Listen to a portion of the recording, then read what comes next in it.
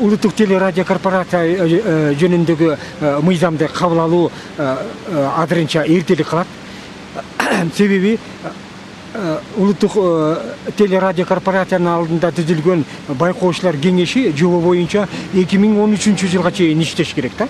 Кокубуз бүгүн парламентте ошол мыйзам кабыл алынып калса, биз радикалдуу кадамдарга барабыз. Кандай кадам? Анда мындай маселе коебуз.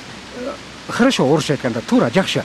Мыйзамдын негизинде аракеттенели. Анда силер дагы кеткиле. Анткени силер дагы парламент дагы азыркы парламент декреттин негизинде келгендер. Байкоочу кеңеште декрет негизинде келген таркаттыңар, анда силер да таркаткыла деп айтууга биздин толук укугубуз бар. Осунусу эмне бекитип алдыңыз? Мына бекитип алганды кирбети мындай.